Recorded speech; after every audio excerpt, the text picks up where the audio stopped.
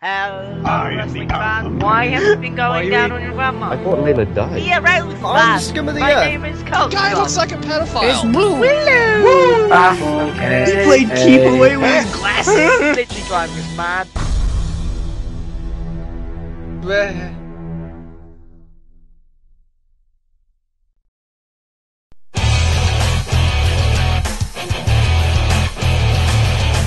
Hello, wrestling fans, and welcome to another edition, the second edition of the Suplah Bite-Size.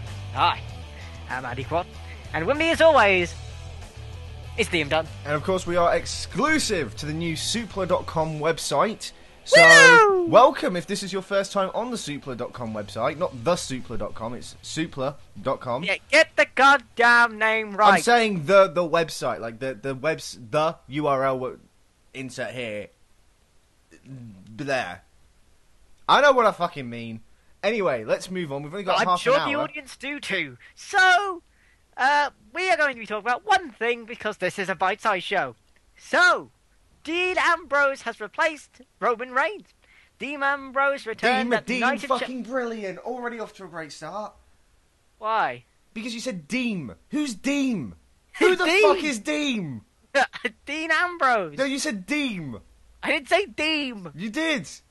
I said Dean. Listen, honestly, listen the fuck back. You said Okay, Deem. I'll listen to it back. Dean Ambrose returned at Night of Champions after Seth Rollins issued an open challenge after declaring victory over the injured Roman Reigns. Ambrose arrived in a taxi to a big ovation and brawl with Rollins until officials broke it up and he was ejected by the authority. Ambrose had been written out of storylines with a curb stop so that he could film the WWE studio film Lockdown, which has no relation to TNA whatsoever.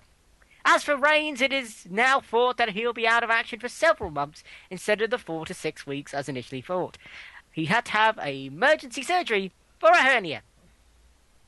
Yeah, pretty much. The thing is, right, like, I gotta be honest. When I watched Night of Champions and that whole bit of the open challenge and Dean Ambrose showing up in a taxi, like, I'm sorry, but that just, from a narrative standpoint, right, that doesn't make sense. And I'm not saying, oh, well, the character arcs, they've been fighting. No, right? How did Dean Ambrose, from a kayfabe point of view, know that Seth Rollins was going to open an open challenge, get a taxi, and arrive literally just after he said it? Literally straight after he said it. See, what you do is you book taxis in advance, Liam, and then they turn off. No, but I mean, that is fucking coincidental. Shut up. You've got to agree with me. That was too much of a coincidence for it. It's as if it's not real. Dun dun dun. But obviously, it's quite sad because a lot of people, including myself, enjoy Roman Reigns' work. And you've got to think from one thing that I want to talk about, leading on from this sort of story, is the idea of this sort of potentially. I don't want to say ruin Roman Reigns' push, because he's been put down as being the number one guy after Cena. That's what the plan is apparently for him. But nevertheless, with this injury, and he's going to be out for a couple of months, and they were planning to move him up in the ladders of top stars. What does this do for him and his push? Really, I mean, I don't think it will be quite the Dolph Ziggler effect where it will just be like, well, fuck it. He's gone now. Forget about him. But it makes me wonder, like, what would have happened to a lot of stars? I think people are getting stars? sick of him now. I think people are getting sick of him right now. So it's like, if he went away for a while and then came back, and people are like, oh yeah, it's Roman Reigns. Woo! Willow! I don't know whether he sang Willow, but... What, is Jeff fucking Hardy in there? Yeah, basically like, woo! And then, whatever. And maybe I'm crazy, but maybe this might end up being a good thing. Because I spoke to friends, and they're like... You have friends? Yes, I have fucking friends! Right, okay. I'm shocked at that. That should be the fucking headline of this week. Andy has friends! Shut up! Speaking of friends, Andrew has friends! Andy Quad has just revealed that he's got friends. Brilliant. Fuck off. Fucking great. It's baffled. Anyway, the point is that this could be good for Roman Reigns because, like, people are getting sick of him already. I've not And heard this. Who's getting I sick of him? I've read online that people are turning on him. He's just like, fuck it. He has only 5 moves. It's like the Cena effect. He's like, fuck it. Does the same things over and over again. And he's shit and he's crap. I've not noticed that. Am I the only one who's not noticed that? A lot of people prefer Dean Ambrose. Yeah, but the thing is, I think there's always a slight stick to it nowadays. Like Cena, I actually don't think the hate on Cena so much is his lack of moves. I think it's the fact that he's shoved down your throat. Well, yeah, but I mean, it's like the original reason why people hated Cena. Like, It was the original reason, but you got to remember. I still remember. I think it was. Excuse me. I think it was the Royal Rumble 2004, and Cena came out, and literally it was one of the biggest pops I've ever heard from the fucking what is it, Ruthless Aggression era, which wasn't a fucking era, by the way. I'm just saying that was a bullshit era if that was one. Anyway, it was the Triple H Reign of Terror era. There you go. But he came out, Royal Rumble 2004, and he was so over. And then they pushed him to the main event, and the crowd turned on him. And I think it's a lot to do. Cena was, for years, and I mean fucking years, played up as the underdog. And people got sick of that storyline. Now, I've not heard of Roman Reigns being turned on now by the fans. That's a new thing to me. But I'm hoping they've learnt with Cena what not to do in that case. Like, if he's going to be a heel, if he's going to be booed, make him a heel. The thing is, though, is that, like, a lot of people, speaking of turning good, like, popular characters heel, even John Cena's come out and said, I will never be heel again. And statistically, it doesn't make sense for Cena to, one, not only not be a heel, but two, to not even be on shows. Because it's proven that shows without him draw less fans, make less money, and as a heel, he wouldn't be able to appeal to the young audience anymore. And this is the difference, I think, a lot with when you look at... I mean, the only thing we can really sort of compare it to is something like the Hulk Hogan turn back in WCW, but I think WCW was a bit riskier. I think they were willing to be a bit riskier than WWE. Yeah, but Hogan turning back then inevitably regalvanized Hogan's career. Because at this point, Hogan wasn't exactly a fucking spring chicken back then anyway. We laugh now going, he's so fucking old. No, but, like, he was... Even back then, people were like, he's fucking old. So, it regalvanized his career. It regalvanized WCW. It regalvanized the business. The business is in a fucking decline. Is that even a word? Regalvanized. I will make up words and you will like them. Fucking regalvanized. Okay, yeah, keep going. I don't care. I have a degree. I'll do it. No, I'm kidding. I'll just do what I want. Where am I going with this? Hulk yeah. Hogan So basically, it actually helped the business, and the business now is in a state of decline, where the number 2 company in the world is complete and utter dog shit. The number 2 company in the world will not have a network to go to at the end of this year. There's a rumor that they might make an announcement sometime this week. So, thanks TNA, because this might be out of date, you fucking... But the point is, we'll stick with WWE, but, like... The industry is in a decline. WWE is, like, the most stale it's been for years. Even though it has this talent, which I can't understand how you can be this stale with the talent that it has. It's probably best for Roman Reigns not to be around this stale crap. And then when he comes back, say, I don't know, the Royal Rumble, then that would be huge for him. If he went on to win the Rumble, for instance. Or if Bryan wins the Rumble. If anyone wins the Rumble who comes off from an injury. Yeah, even Cena, when he came back, when he was injured, and he came back at the Rumble, everyone was like, oh my god, he shouldn't be back now, what's happening, Jesus, what the fuck. When Edge came back, everyone was like, oh my god, what the fuck. So, yeah, just bring him back at the Rumble, and because especially with WWE shit booking right now, it's like, if Roman Reigns wasn't injured, it would run the risk of him just becoming shit and just a part of the background and a part of the wallpaper, basically. He'd just be there. and not really doing a lot. I don't think it would be to that extreme in the next 3 months. You don't know. I mean, what? No, I don't. I think you're sort of being a bit too fucking quick off the mark there. This is the cynical Grinch coming out to play once again. I've not heard. I mean, who? What have you seen online? Some fucking 14-year-old going, I don't want to see Roman Reigns. I want to see him. Reddit is like AIDS, but the thing is, it's like with the current booking the way it is, it's so shit and stale and just boring as fuck. So if Roman Reigns was still in this, the problem with it is the moment is that the company's not got really a strong major storyline. There's not really, like, you look at the Authority, the whole stable of the Authority. Where the fuck is that going? Where has that been going for the past 2 years? That should have ended at Mania.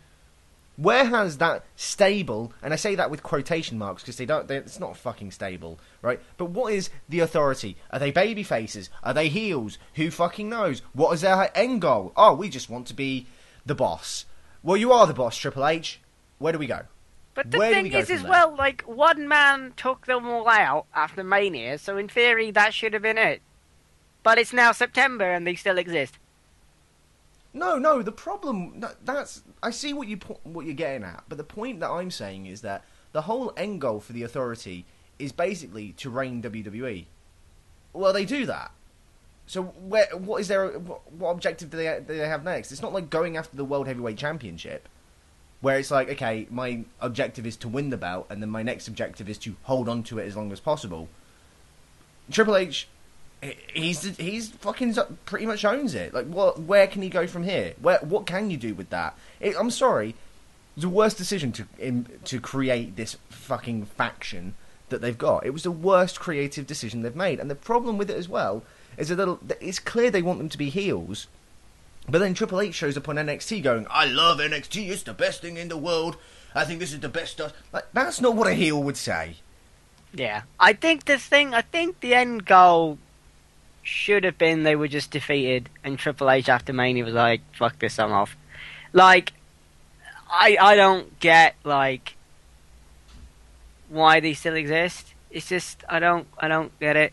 Like, with what the fuck are they doing? Why...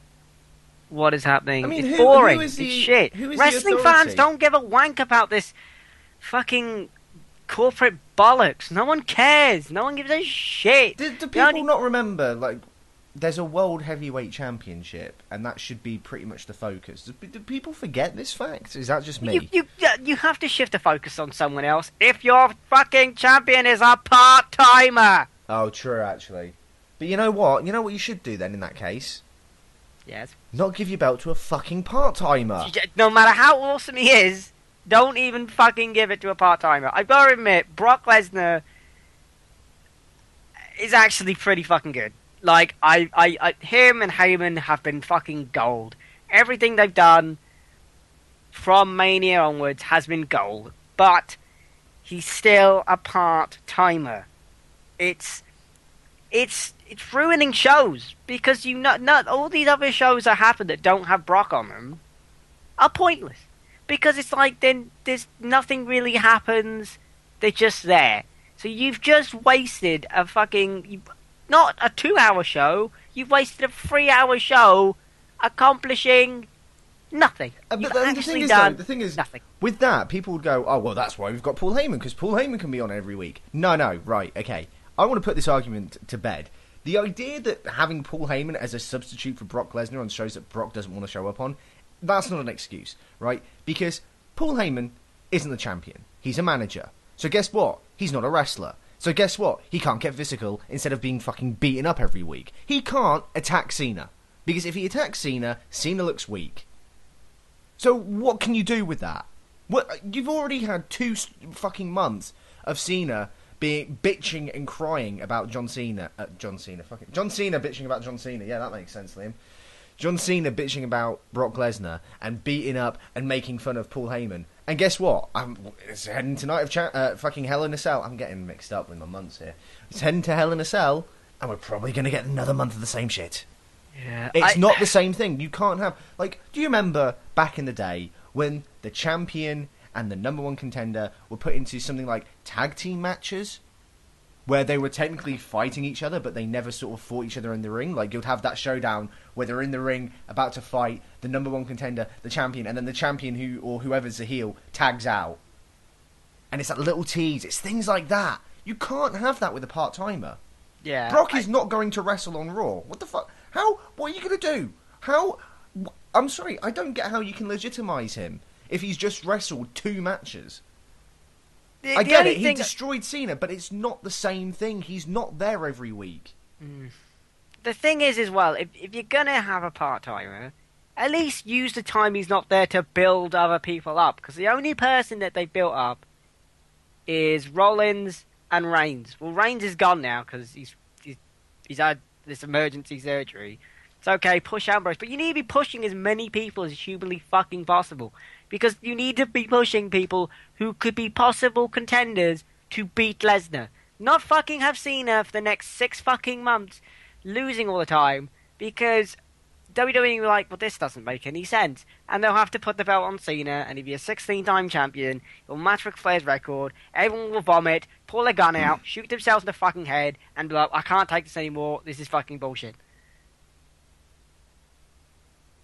Escalated. Literally, I don't know where they can go. They need to just push someone. Push Cesaro. Push Ziggler. Push fucking people. But Why is Cesaro losing to Sheamus in a championship match for a belt that no one cares about?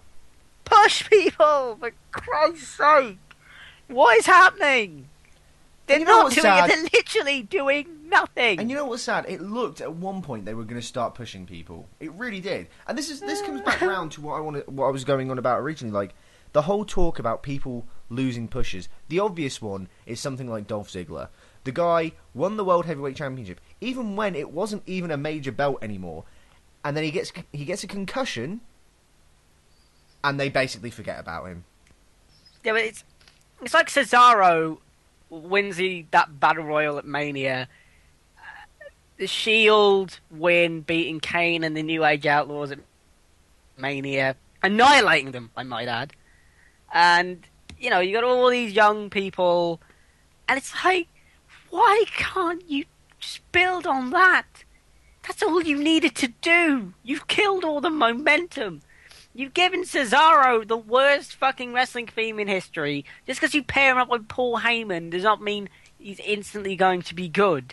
That's not how life works. You can't just fucking expect that to happen. I know Paul Heyman's a fucking genius, but he can't fucking work wonders. He's not like some kind of fucking mythical god that the entire internet portray him to be. He's just one fucking man, okay? Sometimes they have to do it on their own. Even Paul Heyman can't make you care about Rybaxel, okay? It's not a fucking thing. I forgot they existed for a second. Yes! That's my point! He's not a fucking god! He's one guy! You pair him with the right guy, it's fucking gold, like Lesnar, or Punk, or... You can't just fucking pair him off with anyone. God almighty, not hard. Jesus. It's just... And this is the thing, like, where would they be if they didn't destroy people's pushes? And again, it kind of goes back to what we were talking about 2 weeks ago on the very first Bite Size, where we were talking about how Shelton Benjamin looked like he was going to get a massive push, and then suddenly he gets fucking stuck with his mum. And it's just shit. It's just a crap writing team. At the end of the day... The writing team seems to have a talent in that they have characters that are very, very good in the ring, that get over very, very well with the crowd, and they fuck them up. Just like that. Just like that. You had... That is actually a talent, you're right. That is... I mean, how can you possibly fuck up, right? This is the God's honest truth. How can you fuck up? It's like a waitress coming up to you and going...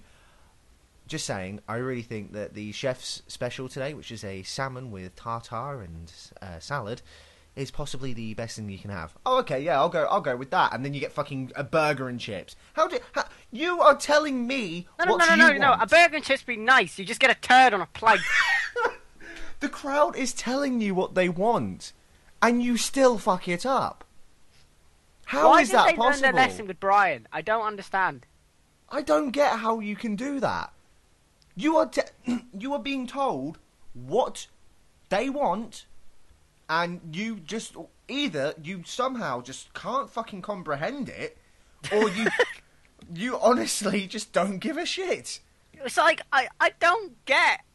These people are supposedly creative people, right? Literally, my piss is more creative than this writing team. I think, honestly, right, I think I take They don't even have to do anything. I think they literally don't. They just go, oh, the fans seem to like this guy. Let's push this guy. It's not hard. That's why the Attitude Era was so good. Not because people were swearing. Not because people were fucking throwing each other through tables every 5 seconds.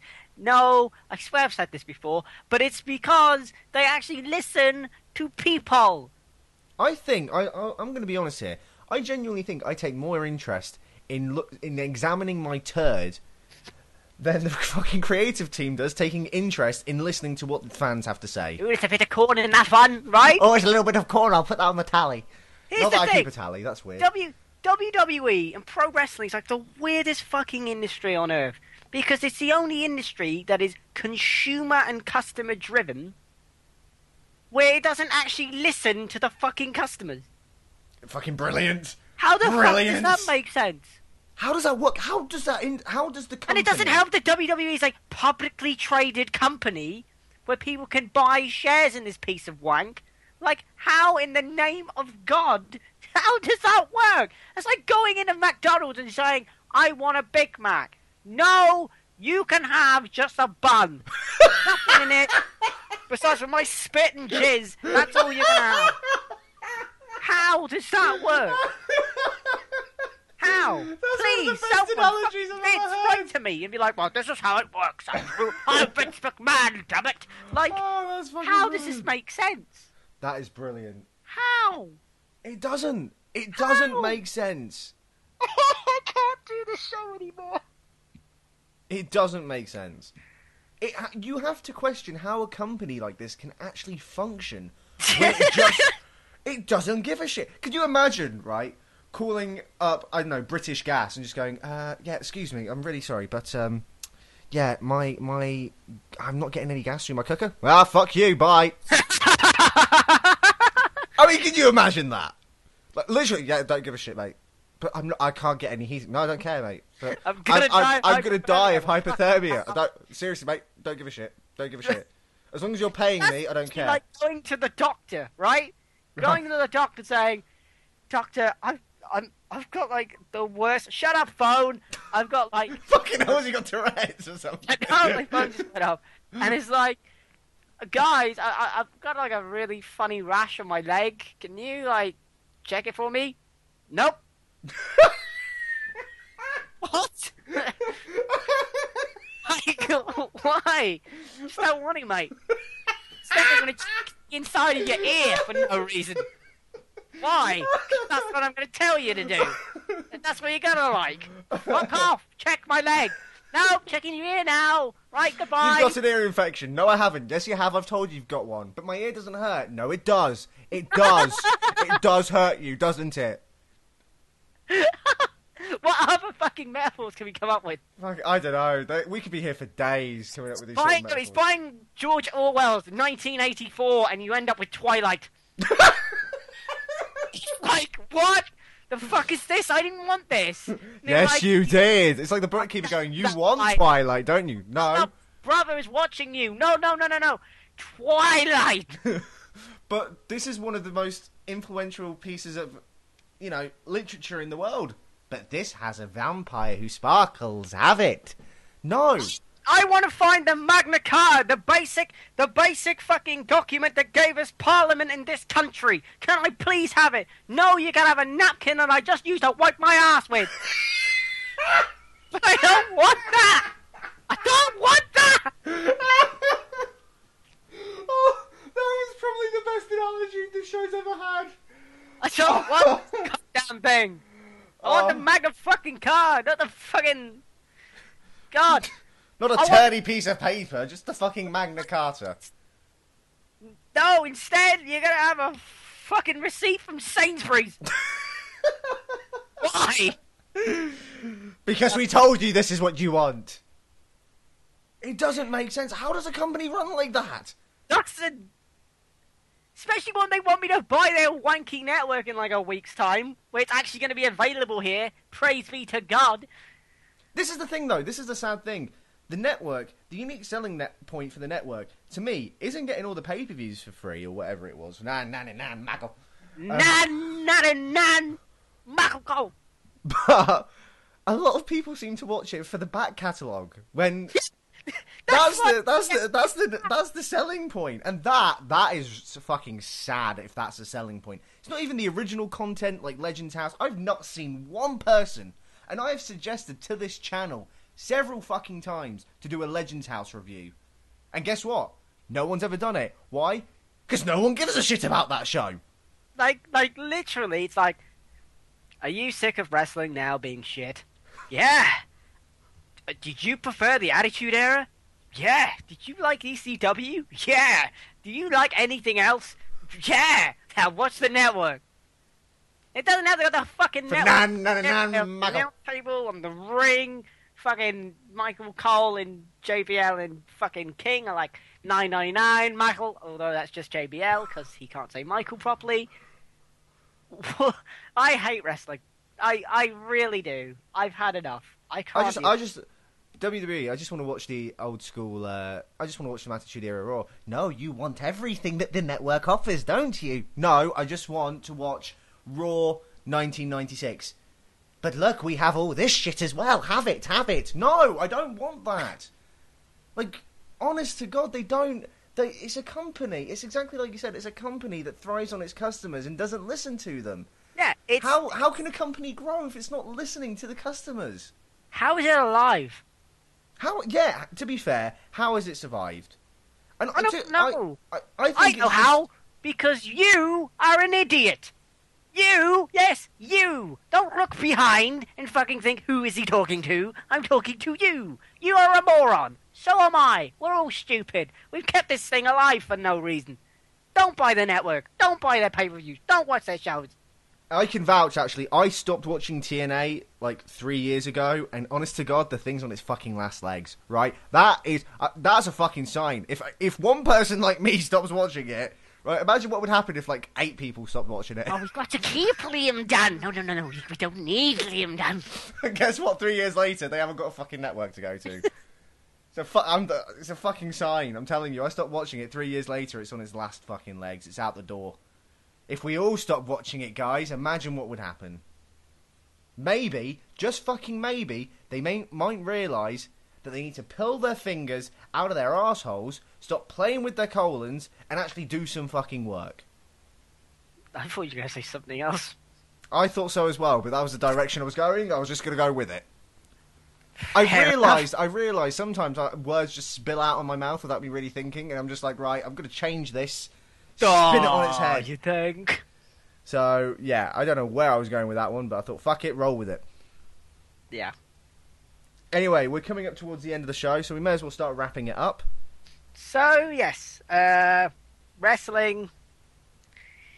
God almighty, is it bad? I've been Andy Kwan. And I have been Liam Dunn, and I messed up my own name. You've been listening to the Suplah Bite Size on Suplah.com and on iTunes. Don't forget, we're here every 2 weeks. Or every week. It's a Suplah. Fuck it. Listen.